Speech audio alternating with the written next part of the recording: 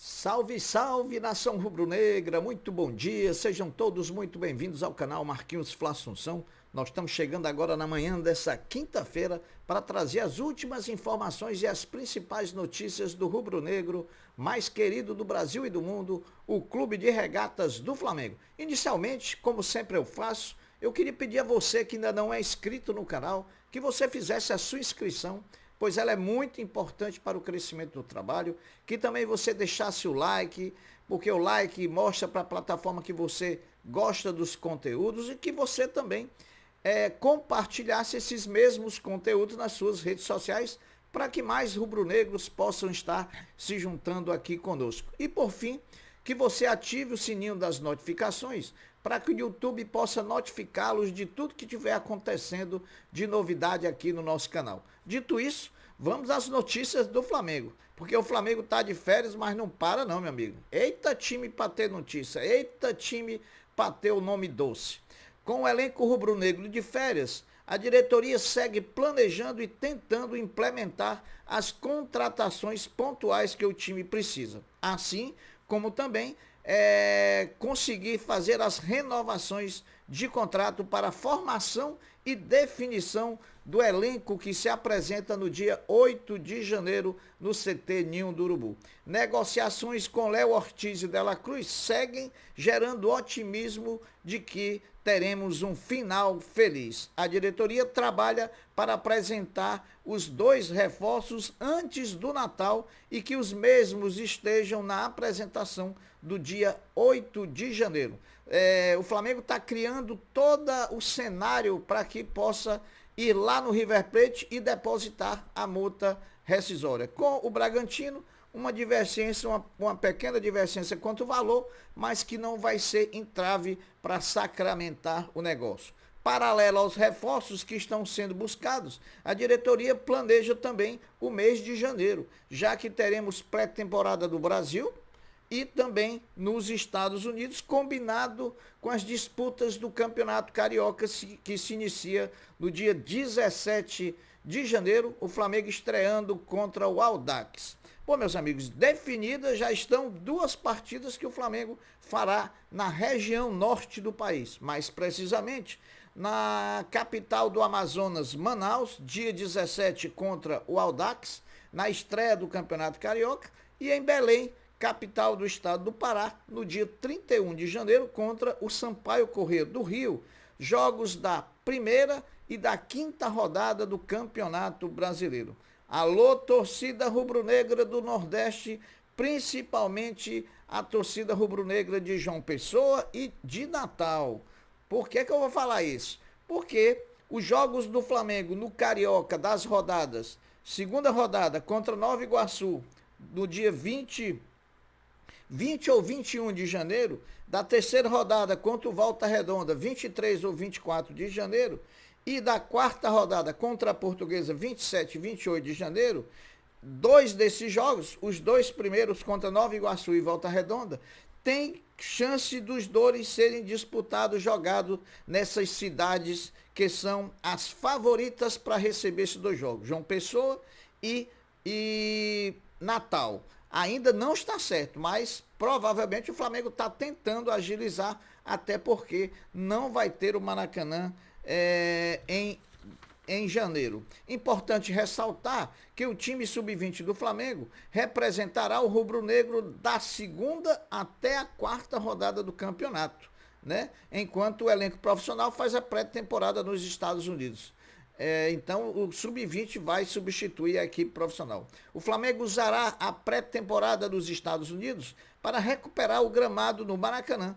Por isso o Flamengo montou uma logística repleta de viagens no mês de janeiro para poder fazer essa ação e essa manutenção no Maracanã. Já que também o Flamengo vai ter que trocar, porque vão ter dois shows lá no Maracanã, acho que um da Ivete Sangalo e um do Paul McCartney, além de também no dia 27 ter o Jogo das Estrelas do Zico. Meus amigos, assim, com isso, a tendência é que a estreia do Flamengo no Maracanã em 2024 seja no clássico contra o Vasco da Gama pela sexta rodada do Campeonato Carioca. A partida está prevista para os dias 3 ou 4 de fevereiro, ressaltando que esse mando de campo do clássico Flamengo e Vasco, nesse jogo, é do Vasco da Gama. Portanto, se o Vasco optar por jogar em outro lugar, ainda não vai ser dessa vez que o Flamengo vai estrear na temporada 2024 no Rio de Janeiro e no Maracanã. O zagueiro Fabrício Bruno fechou a temporada de 2023 pelo Flamengo, sendo o jogador mais utilizado no time do rubro-negro, com mais partidas e também minutos na equipe. O jogador participou de 64 partidas na temporada, totalizando 5.519 minutos vestindo o manto sagrado. E ainda jogou com muita regularidade o Fabrício Bruno. Na minha opinião, Fabrício Bruno e Eric Pulgar foram os dois jogadores mais regulares do Flamengo na temporada. Rubro-negros, agora prestem atenção no que eu vou falar. Vocês já viram algum jornalista falar que o Rafael Veiga do Palmeiras precisa de novos ares para melhorar o futebol? Ou o Gustavo Gomes do Palmeiras? Ou o Dudu do Palmeiras? Ou o Cássio do Corinthians? E que seria bom para o Rony do Palmeiras e para outro clube para ser titular, já que ele é reserva no Palmeiras? Só existem essas matérias quando se trata do Flamengo, né, pessoal? Os jornalistas paulistas esportivos só têm essa imaginação fértil quando se trata do Flamengo. Com os jogadores de São Paulo, jogadores paulistas, não acontece esse tipo de imaginação de jeito nenhum. Só cor do Flamengo, né? Então eles estão dizendo que o Gabigol deve fazer tudo isso, né? Deve mudar de ares, né? Deve ir para outro clube para ser titular. Tudo para o Flamengo. Quando é contra o Flamengo, não acontece nada. É brincadeira essa imprensa paulista, bairrista e clubista.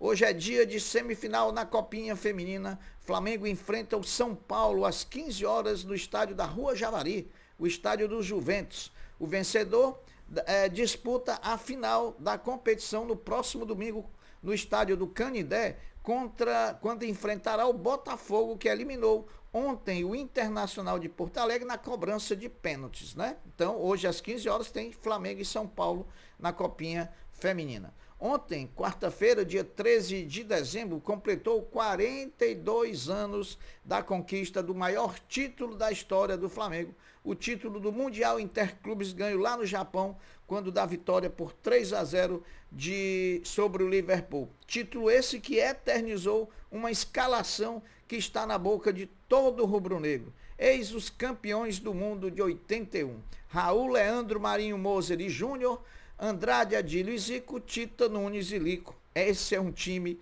inesquecível.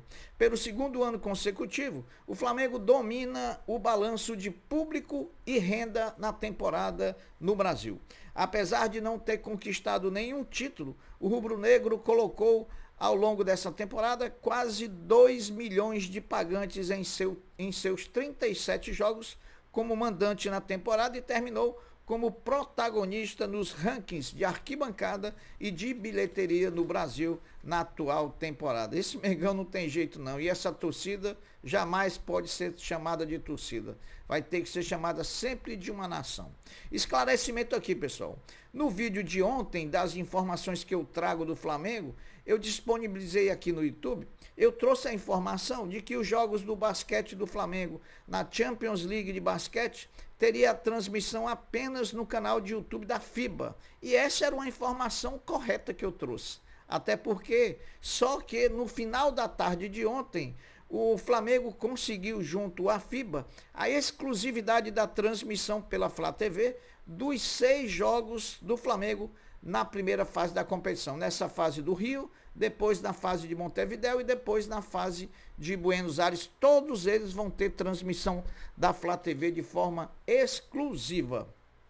Meus amigos, ontem, falando de basquete, ontem foi dia da estreia do Flamengo, o orgulho da nação, na Champions League das Américas de basquete.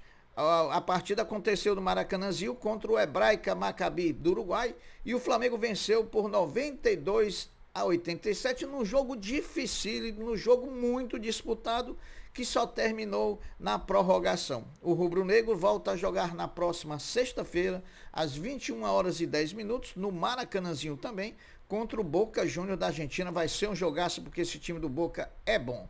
Bom, meus amigos, Flamengo e Volta Redonda chegaram a um acordo nesta semana pela venda de mais 40% dos direitos econômicos do meio-campo Everton Araújo ao rubro-negro.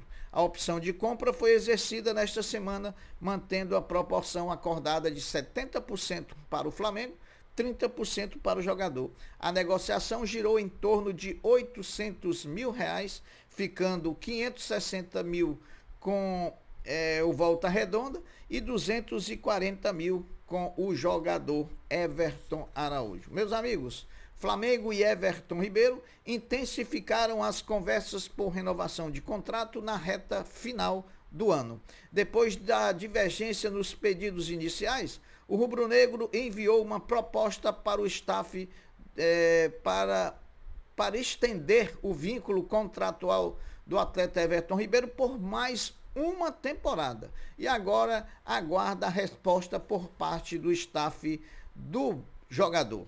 Ontem, no final da tarde, uma notícia vindo de São Paulo trazia que Flamengo e Corinthians negociavam um troca-troca de jogadores.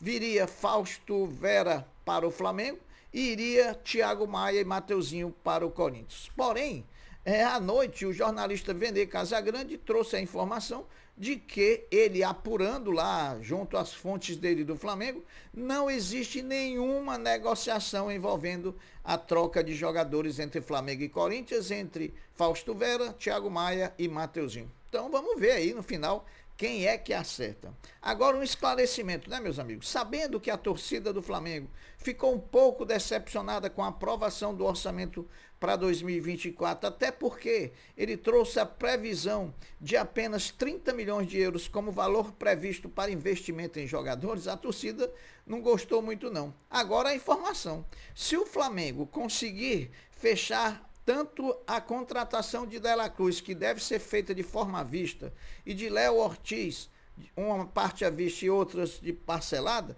esses valores não serão abatidos do orçamento de 2024, e sim do orçamento de 2023. Com isso, diminuindo o caixa que o Flamengo vai ficar ao final da temporada, já que a compra de De La Cruz deve ser feita, como eu já falei, de forma à vista. Então ficariam os 160 milhões para o Flamengo contratar, além das contratações de De La Cruz e também de Léo Ortiz. Agora vamos trazer aqui os resultados dos jogos de hoje, jogos de ontem, né? De ontem, quarta-feira, da Flamengo Adidas Cup Sub-16. Flamengo Sub-16 2, Colo-Colo 0, Midtjylland da Dinamarca 2, Cerro Porteño do Paraguai 2, Atlético Nacional da Colômbia 3, Arsenal da Inglaterra 2, São Paulo 2, Santos Laguna do México 1. Hoje terão mais 4 jogos, os últimos das rodadas preliminares. Colo-Colo e Midtjylland da Dinamarca, Cerro Porteño e Orlando City, Santos Laguna e Atlético Nacional e Flamengo Sub-15 e São Paulo. Lembrando que a rodada de hoje define quem são os semifinalistas que jogarão no sábado e a grande final sendo realizada no domingo. Bom, meus amigos, as notícias são essas. Eu vou ficando por aqui, deixando um até breve, um até logo, dizendo fiquem todos com Deus, porque eu sempre estou com ele. Saudações rubro-negras. Fui, meus amigos.